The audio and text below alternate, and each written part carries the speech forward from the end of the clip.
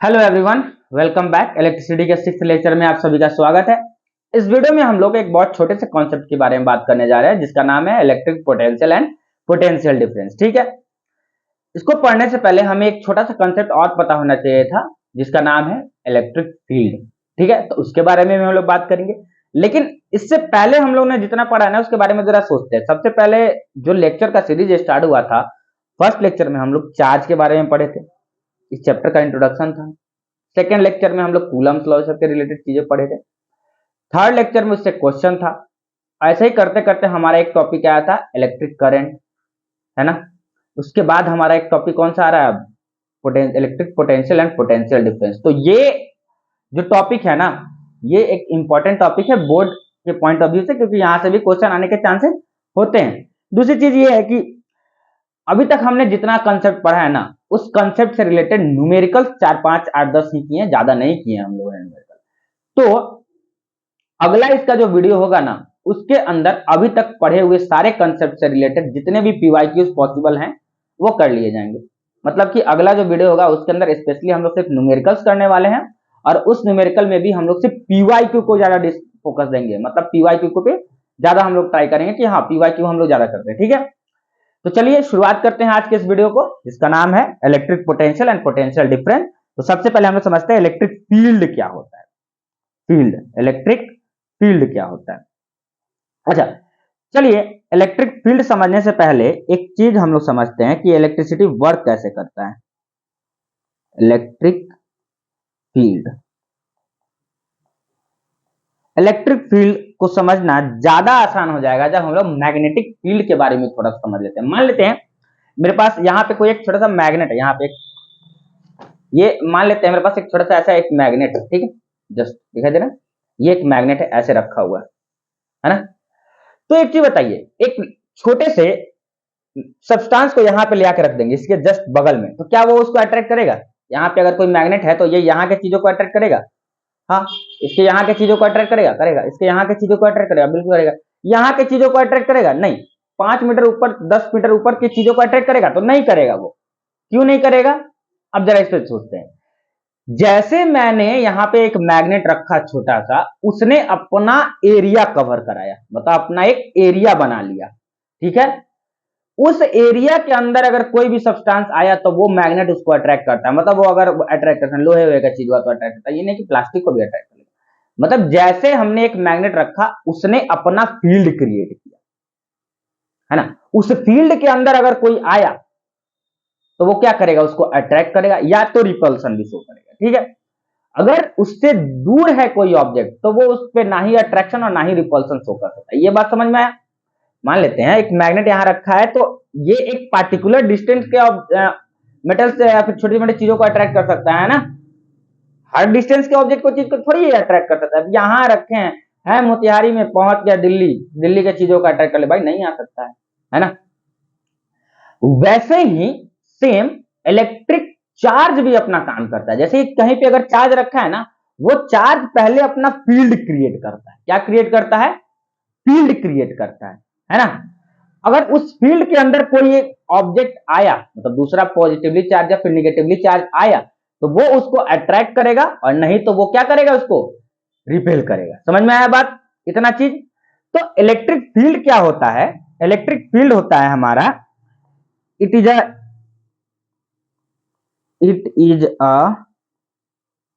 Reason और area भी बोल सकते हो, area in which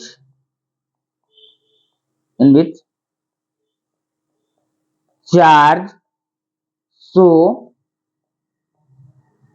its strength. ऐसे भी समझते हो, मतलब कहने की बात है। अब मान लेते हैं ना एक छोटा सा चीज यहां पे मानते हैं, मान लेते हैं एक छोटा सा एक प्लस क्यू चार्ज रखा हुआ है। मान लेते हैं प्लस क्यू चार्ज रखा है, तो ये प्लस क्यू चार्ज जो होगा ना, वो प्लस क्यू चार्ज पहले सबसे पहले क्या क्रिएट करेगा? एक फील्ड क्रिएट करेगा। तो मान लेते हैं ये प्लस क्यू चार्ज यहां रखा है, यहां रखा है, और प्लस क्यू चार्ज जो है वो एक ने प्लस क्यू चार्ज ने एक फील्ड क्रिएट किया इतने दूर का।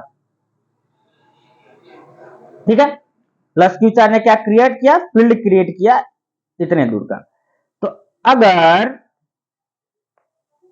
इस फील्ड के अंदर कोई एक ऑब्जेक्ट आएगा, इस फील्ड के अंदर अगर कोई एक ऑब्जेक्ट आएगा तो वो मतलब ऑब्जेक्ट नहीं आएगा, अगर कोई दूसरा चार्ज पार्टिकल आएगा, मान लेते हैं यहां पे कोई एक निगेटिवली चार्ज पार्टिकल है, मान लेते हैं -q है, तो ये इसको क्या कर लेगा, अपने तरफ अट्रैक्ट कर लेगा, मतलब ये इसको क्या करेगा, ये +q वाला चार्ज ये इसको अपने तरफ अट्रैक्ट करेगा, खींचेगा।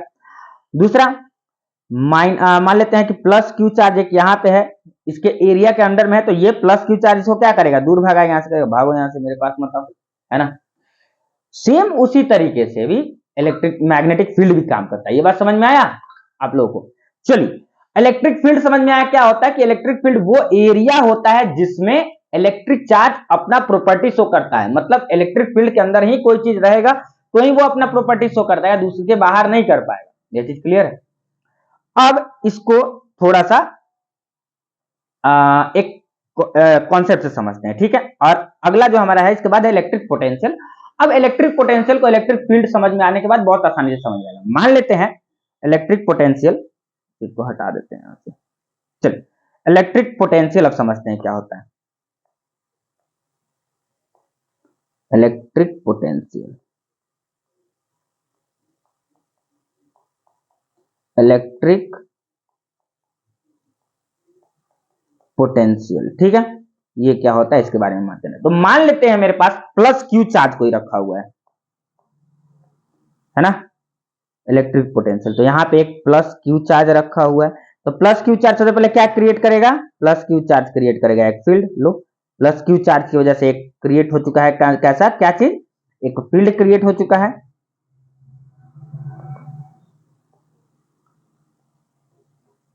+q चार्ज की वजह से फील्ड क्रिएट हो चुका है।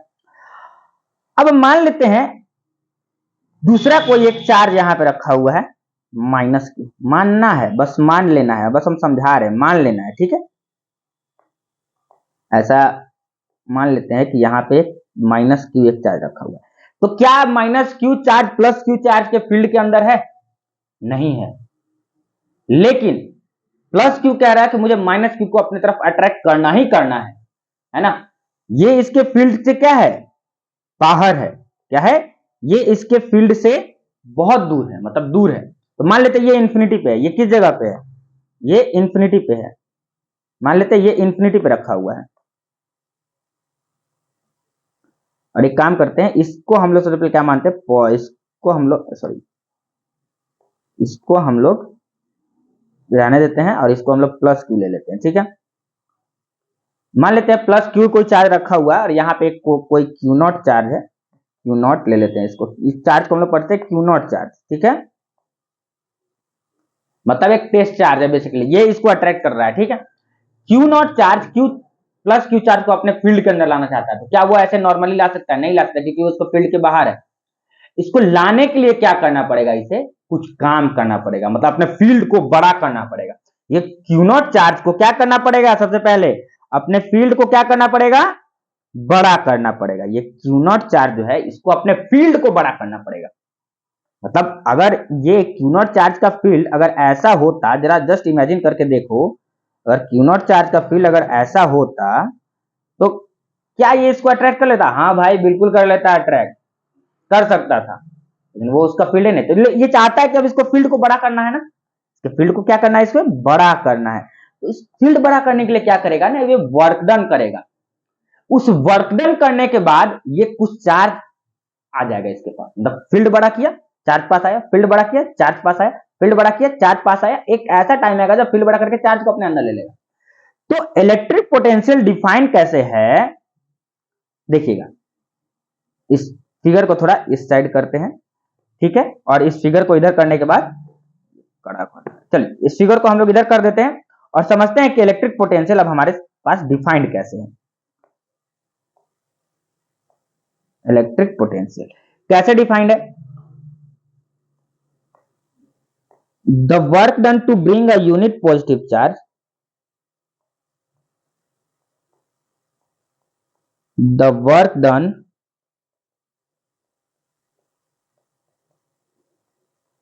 to bring a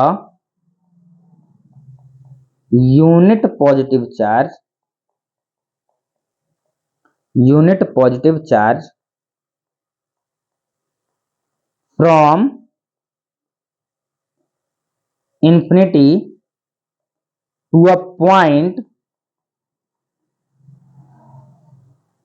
in a electric field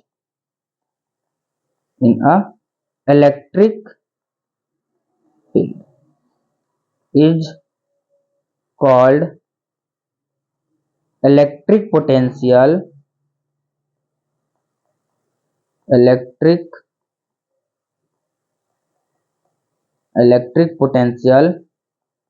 at that point, है ना। कैसे डिफाइंड है electric potential? The work done to bring a unit positive charge from infinity to a point in electric field is called electric potential at that point. कहने का मतलब क्या है, हमको पता है ना, ये प्लस की ये छोटा सा क्यू नॉट चार्ज है, ये अपना पहले फील्ड क्रिएट किया है, इसके बाहर कोई एक चार्ज है क्यू नॉट, दूसरा क्यू है कोई चार्ज, इसको अपने फील्ड के अंदर लाना है, तो अपने फील्ड को अपने क्यू नॉट के फील्ड के अंदर लाना है, इसको क्यू नॉट के फील्ड को बड़ा करना पड़ेगा, उस फील्ड को बड़ा करने के लिए क्यू नॉट क्या करेगा, कुछ वर्क करेगा, और जैसे ही कुछ वर्क करेगा कुछ चार्ज आ जाएगा, है ना। तो जितना वर्क डन करेगा ना और जितना चार्ज आएगा, इसी को हम लोग क्या बोलते हैं, इलेक्ट्रिक पोटेंशियल बोलते हैं। तो मान लेते हैं अज्यूम क्या, अज्यूम करो वर्क डन कितना लग रहा है, वर्क डन मान लेते हैं कि हमारा जो वर्क डन लग रहा है वो लग रहा है W। उस वर्क डन लगने के बाद चार्ज जो मूव कर रहा है,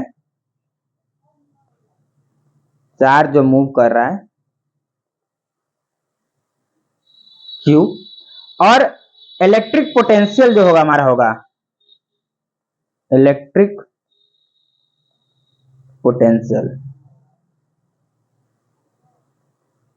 पोटेंशियल का सिंबल होता है V, नहीं लिखे हैं, सॉरी गलती हो गया, इलेक्ट्रिक पोटेंशियल का सिंबल होता है V, ठीक है। अब यहां से जो हमारा इलेक्ट्रिक पोटेंशियल आएगा वो क्या होगा, EP, यानी कि इलेक्ट्रिक पोटेंशियल, या फिर जस्ट पोटेंशियल, या फिर पूरा ही लिख दो ना, electric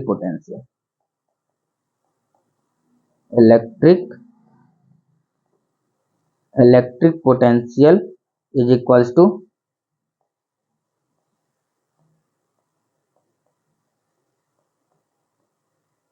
work done divided by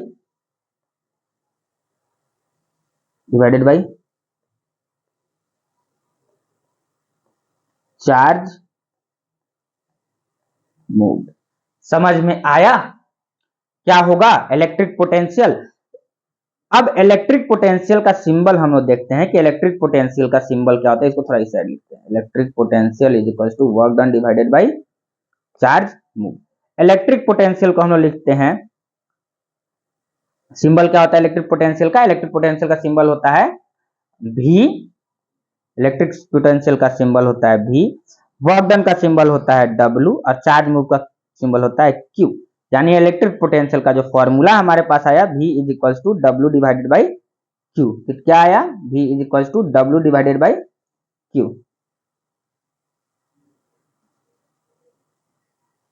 ठीक है, समझ में आया?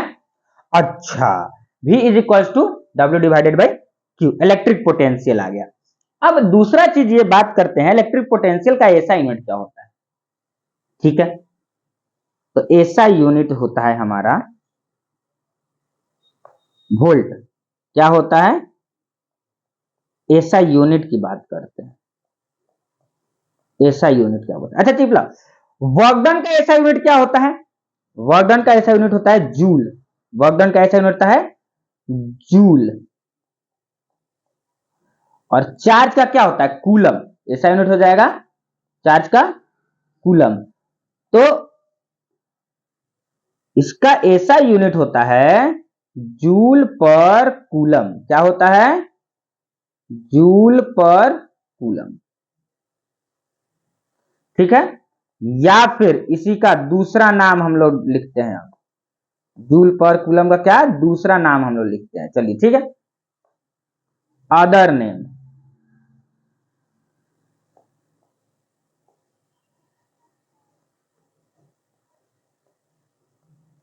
अदर नेम क्या है, अदर नेम है वोल्ट, क्या है अदर नेम है हमारा वोल्ट, ठीक है।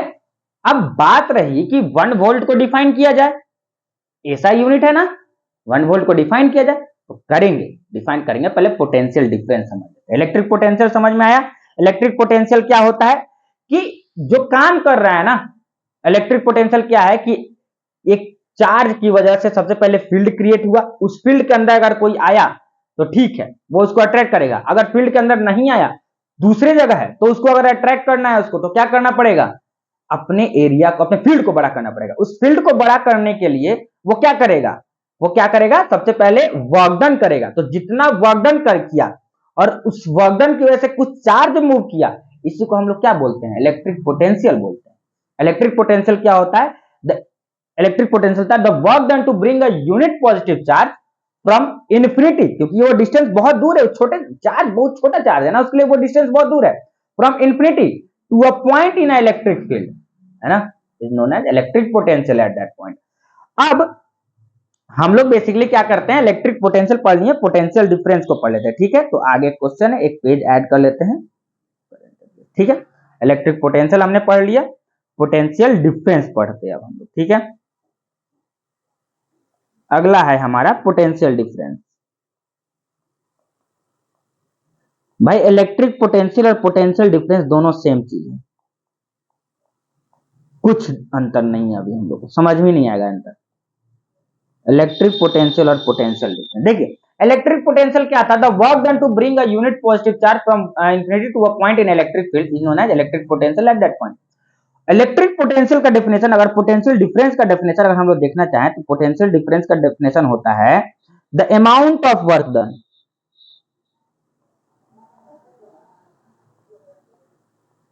the amount of work done in moving a charge in moving a charge moving a charge from infinity to a point in electric field, in a electric field is called potential difference, को हम लोग P dot D भी लिखते हैं। अगर किताब में कहीं P डॉट डी दिया हो तो उसको पोटेंशियल डिफरेंस। अच्छा सेम तो डेफिनेशन है भाई, कहां कहीं कुछ चेंज आ रहा है, तो पोटेंशियल डिफरेंस के डेफिनेशन चेंज ये यहाँ पे लिख दिया अमाउंट लिख दिया है, ये वर्ड अमाउंट यूज लिख दिया, बट इससे कोई फर्क नहीं पड़ता है। अमाउंट करने का मतलब कितना वर्क डन हो रहा है, भाई वैल्यू पूछ रहा है वर्क डन का कितना हो रहा है, ठीक है। तो पोटेंशियल डिफरेंस का सिंबल भी होता है क्या, भी, इसका सिंबल क्या होता है, पोटेंशियल डिफरेंस का सिंबल क्या होता है, सिंबल होता है भी, और सिंबल भी और क्या हो जाता है, हम इसका एसआई यूनिट क्या होता है, एसआई यूनिट क्या होता है, वोल्ट, ठीक है। अगला चीज देखते हैं पोटेंशियल डिफरेंस का फॉर्मूला क्या होता है, तो पोटेंशियल डिफरेंस का भी फॉर्मूला होता है work done divided by charge move. Potential difference का फॉर्मूला क्या होता है, पोटेंशियल डिफरेंस का फॉर्मूला होता है work done divided by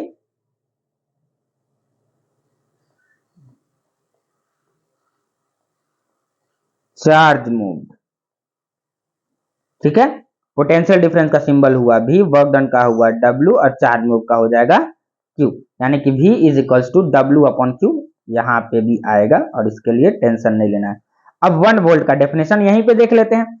electric potential और पोटेंशियल डिफरेंस का दोनों का एसआई यूनिट तो सेम ही है, तो 1 वोल्ट को यहीं पे डिफाइन कर देते हैं कि डिफाइन अगर हमसे क्वेश्चन आ जाता है कि डिफाइन 1 वोल्ट तो नहीं कर सकते हैं, पहले लिखिए ना, यहीं पे अगर क्वेश्चन आ जाता है डिफाइन 1 वोल्ट, तो पहले क्वेश्चन आ जाता है क्या कि डिफाइन क्वेश्चन डिफाइन 1 वोल्ट। और इसको ऐसे भी पूछ सकता है define SI unit of potential difference, है ना, defined SI unit of potential difference. चलिए अब हम लोग करके देखते हैं पोटेंशियल डिफरेंस का एसआई यूनिट को डिफाइन। तो 1 वोल्ट को हम लोग डिफाइन कैसे करेंगे, जरा सोचिए।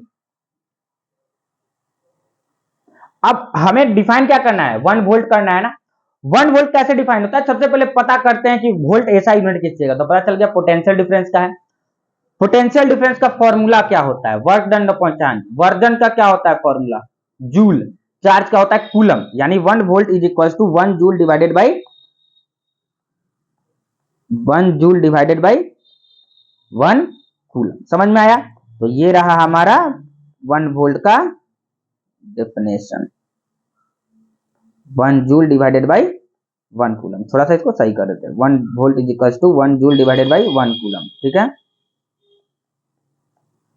1 volt is equal to 1 joule by 1 coulomb. अब इसको स्टेटमेंट में लिख देना, तो स्टेटमेंट में नहीं लिख सकते हो, वो भी हम ही लिखे, सब काम हम ही को करवाना है, ठीक है, लिख देते हैं। चलिए 1 वोल्ट का डेफिनेशन हम लोग दिखा देखते हैं। 1 वोल्ट का, when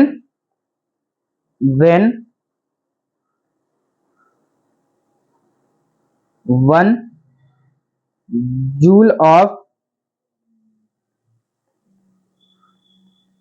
work is done in moving 1 coulomb of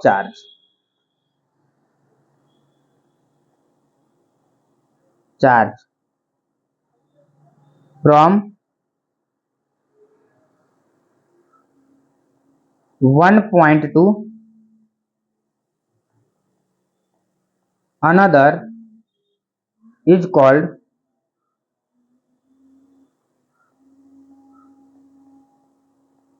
is called 1 volt. समझ आया, इज कॉल्ड 1 वोल्ट। ठीक है, 1 वोल्ट का हमने डेफिनेशन देख लिया। अब इसको थोड़ा सा ऊपर कर दिया जाए,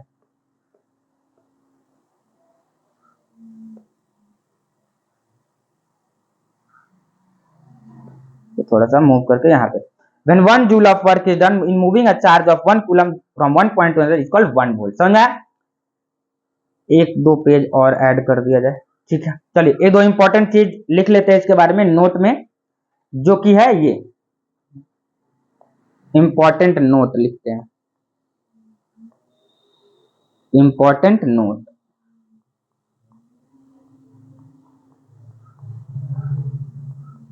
इंपॉर्टेंट नोट, ठीक है। चलिए, तो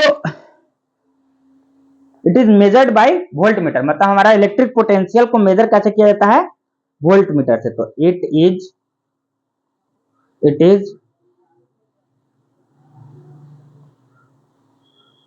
it is measured by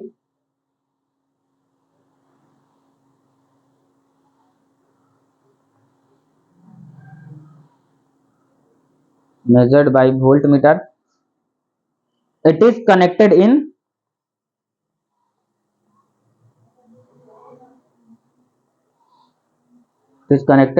parallel. ठीक है, इसको पैरेलल कनेक्ट करते हैं। अब ऐसा क्यों करते हैं, इसको थोड़ा सा आगे पढ़ेंगे, ठीक है। तो पैरेलल कनेक्ट करते हैं इसको, ठीक है, और इसका रेसिस्टेंस भी हाई होता है, मतलब इसका रेजिस्टेंस थोड़ा हाई होता है वोल्ट मीटर का, ठीक है। अब इस ऐसा होता क्यों है, इसके लिए हम लोग थोड़ा सा आगे डिस्कस करने वाले, जब हम लोग पैरेलल और सीरीज कॉम्बिनेशन को डिस्कस करेंगे। तो मतलब ठीक है। और एक दो और चीज होता है, इसको हम लोग भी लिख लेते हैं इंपॉर्टेंट पॉइंट के तौर पे। वैसे ये सब लिखाया हुआ है, चलिए देखिए। ये आपका हाँ किलो वोल्ट होता है, मेगा वोल्ट होता है,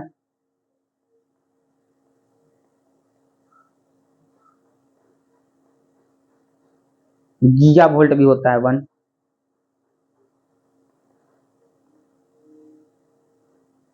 ठीक है, तो ये सर आपके लिए एक दो इंपॉर्टेंट चीज है, इस चीज को याद कर लीजिएगा, समझ लीजिएगा।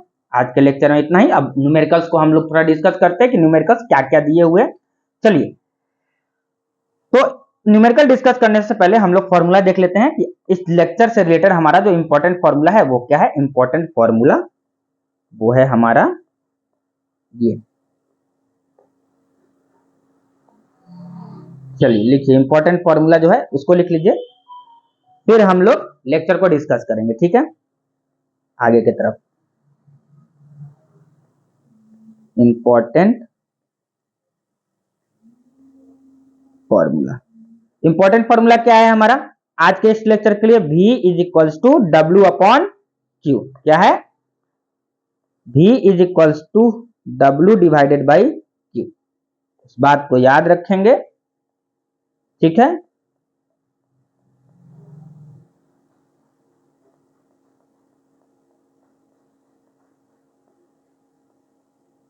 ठीक, V is equals to W upon Q। चलिए अब शुरुआत करते हैं क्वेश्चन को बनाना।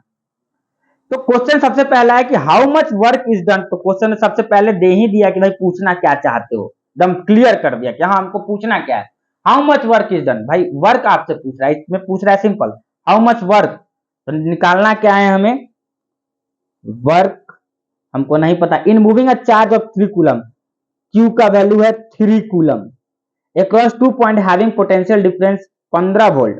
तो V is equals to 15 volt. तो सिंपल सी बात है, हमको क्या पता है? V is equals to W upon Q लगा देंगे। V is equals to W divided by Q। अब यहां से हम लोग एक फॉर्मूला निकाल लेते हैं, बाई में अगर 1 कर दे तो W is equals to V into Q आ सकता है। यहां से W इज इक्वल्स टू आ गया 15 इंटू 3 इज इक्वल्स टू कितना आ जाएगा हमारा? 45 जूल। अरे वर्क डन पूछ रहा है ना, तो भाई वर्क डन तो हमेशा जूल में ही आएगा ना। वर्क डन जूल में आएगा ना। क्लियर हुआ? नॉर्मल से एकदम छोटा सा सवाल था। ये थोड़ा बड़ा सवाल दिख रहा है ना, देखने में लग रहा है बड़ा। चलिए देखिए, calculate the potential difference between two terminal of the battery. ठीक है, क्या कह रहा है? कैलकुलेट क्या करना है? पोटेंशियल डिफरेंस निकालना है, यानी कि हमको भी निकालना है। ऐसे if 100 joule of work is done, यानी कि वर्क हमारा दिया हुआ है 100 जूल, ठीक है, is required to transfer of charge of 20 coulomb, मतलब हमारा Q दिया है 20 कूलम। बाप रे, इतना बड़ा क्वेश्चन, डाटा इतना छोटा, कैसे निकले? वो तो क्या, इसमें निकालना का भी जरूरत है क्या? V is equals to W upon Q कर दो ना, हो तो गया। क्वेश्चन दिखने में तो सिर्फ बड़ा लग रहा था, है तो वो छोटा ही भाई, ऐसे थोड़ी। W अपॉन Q यानी कि 100 जूल डिवाइडेड बाई कितना? 20 कूलम। ठीक है, 100 जूल डिवाइडेड बाई 20, इसका मतलब आएगा 5 वोल्ट। क्या आया? 5 वोल्ट। ठीक है, तो ये रहा हमारा आंसर। और इसका एक और लास्ट सवाल आज करते हैं, इसके अगले लेक्चर में एकदम भर भर के सवाल किया जाएगा। ठीक है, कोई बात नहीं, ये 2 ही सवाल है। अगले वीडियो में हम लोग इससे रिलेटेड और भी क्वेश्चंस करेंगे। ठीक है, till then take care, have a good day. पढ़ाई करते रहिए, मन से करते रहिए। ठीक है, thank you so much for watching this video.